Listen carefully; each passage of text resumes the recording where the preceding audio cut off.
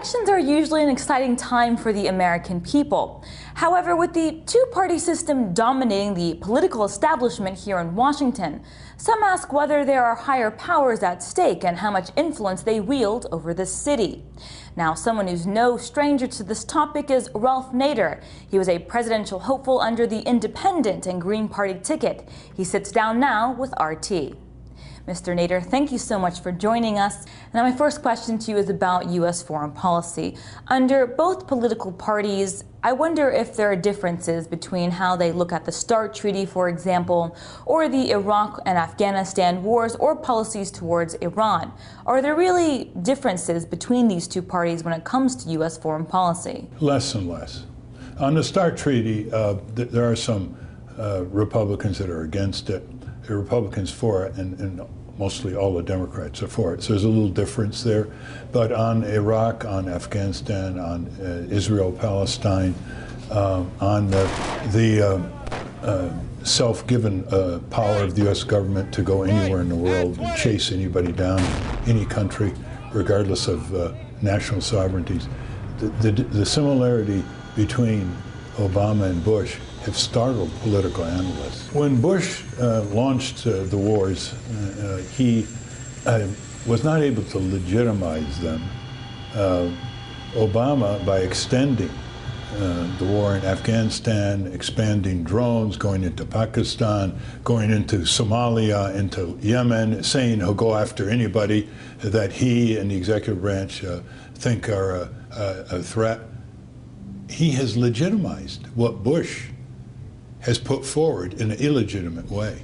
Every election cycle, politicians tend to bicker over who should be elected for president or who should be elected for Congress. But do their policies really differ? How much dominance does the two-party system have over the establishment here in Washington and how the country is being run? Well, there is a permanent corporate government in Washington. President Eisenhower, in his farewell address in 1961, pointed out in a much quoted passage the unwarranted influence sought or unsought by the military-industrial complex. Of course, now it's much, much worse. And they have cowed a lot of the media. I mean, look how the media went along with the falsified drumbeat on the invasion of Iraq in 2003. I mean, it was disgraceful. So the two parties are not where the game is really being played. They are the tribunes. They're the voice, they're the sheen, they sign on the dotted line. It's the military-industrial complex. It's largely this insatiable defense industry machine that never says enough is enough in terms of nuclear subs and drones and fighter bombers and armored vehicles. It's out of control. Eisenhower warned us about it. We didn't heed his warning. He knew what he was talking about. He was a five-star general. Is there a fabricated perception when it comes to the Tea Party's influence? Is there much reality behind this perception that socialism is dominating the country? Well, it's corporate propaganda. The Tea Party are varying viewpoints. They're not all one viewpoint. But they do share one thing. They're angry about what's going on in the country. And they're being channeled toward Washington without being, in effect, informed, hey, it's Wall Street over Washington. Wall Street is taking control of Washington. Isn't a massive multi-trillion-dollar bailout of these Wall Street crooks by your tax dollars sufficient evidence? So I think the big mistake that Democrats and liberals are making is they're not talking to the Tea Partiers. They're backing off and adjusting and censoring themselves and inflating the power of the Tea Partiers. And so is the media. I mean, there are only 300,000-400,000 people who call themselves Tea Partiers who spent more than 20 hours in the last 6 months on their initiatives and going to rallies and so forth. But you have Glenn Beck, you have Fox Network, you have even the Washington Post and the New York Times pushing. And so it exaggerates them, and that intimidates the Democrats to be less progressive and less liberal. And so who has the momentum? In politics, you simply ask one question: who's on the offensive and who's on the defensive? Once the Democrats became on the defensive, they were falling backward, and they're not going to recover. The dangers of corporate capitalism is something that you've been following all your life. I wonder about the corporate influence in this election cycle and in Washington in general. Are the corporations creating movements like the Tea Party to maintain their control or their interests? Yeah, that's their popular front, so to speak. Just like the Communist Party had its popular front, the corporations, knowing they can't be out front because people don't like a lot of these big corporations. They're ripped off by the banks, the credit card companies, the insurance companies. They have the camouflage. And the camouflage is they give the Tea Partiers certain deceptive information and focus on certain politicians. And therefore, they continue to work their will behind the scenes. I mean, we have corporate socialism in this country where profits are kept and losses are socialized on the back of the taxpayer. There isn't a single department or agency in the U.S. government whose outside influence overwhelmingly is not corporate. They control from their outside and putting their executives in high government positions, funding members of Congress with their cash, 35,000 full-time lobbyists in Washington. They are the government. Theodore Dreiser put it very well many, many years ago. He said, the corporations are the government. I wonder, what role do third-party candidates have in election cycles and influencing the politics in this country when you have this two-party system that has been in place for so long?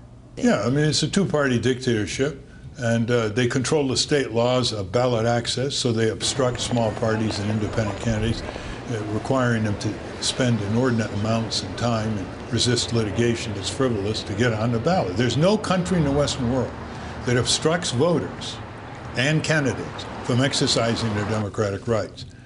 In most countries in Western Europe, you have multi-party systems. If the Green Party gets over 5% in Germany, it has over 5% of the parliament. Here, a party can get 49%, the opponent can get 51%, the party that gets 49% gets nothing. So there's no proportional representation. That, with the Electoral College nonsense, feeds a two-party dictatorship.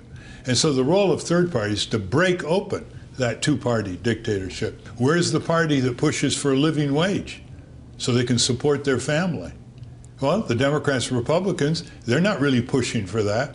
The Democrats have a better rhetoric, but Barack Obama promised a $9.50 federal minimum wage in the campaign in 2008. He's never talked about it since.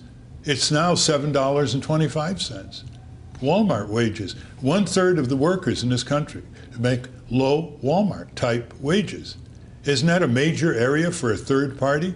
So people have got to stop voting for the least worst between the Democrats and Republicans and say they're going to vote for what they believe in.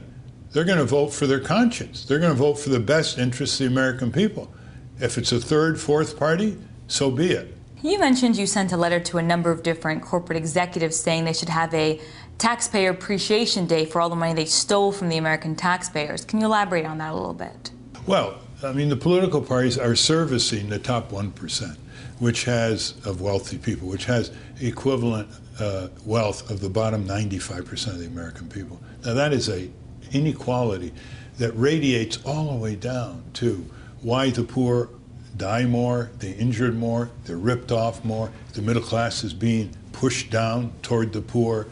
Wealth inequality is not just a bunch of people at the top who have a lot of the gold. It radiates inequality and harm and devastation all the way down the income scale.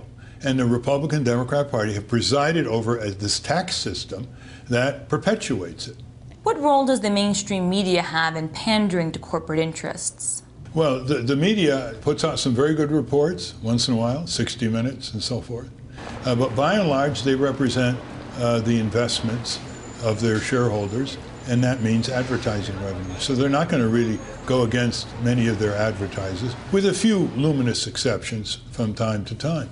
That's the mass media. There's the independent media that seems to be growing modestly. I listen regularly to Democracy Now! And Amy Goodman, for example. You have Pacifica Radio. It needs to be expanded because these media don't represent advertisers. They represent news. And that's why when you turn on them, you say, gee, why haven't I heard that on NBC or CBS? Why in this little station? It's because they're not representing their advertisers, they're representing news. And I think that's the essential difference now in the media. From what you're saying, it seems like a bit of a hopeless situation here in the United States. Is there any possibility of a revolution here in this country where the people actually revolt against this corporate domination? Well, inevitably, the cycle turns in American history, and people say enough is enough. I thought the bailout of the crooks in Wall Street would fulfill that enough is enough. But obviously, people are more demoralized and less able to organize. But one of these days, there'll be a few billionaires who put a lot of money into thousands of community organizers networked throughout the country, focusing on Congress to move this country forward and put the people back into the sovereignty arena. The Constitution starts, we the people, not we the corporations. Ralph Nader, it's always a pleasure to have you. Thank you so much for joining us.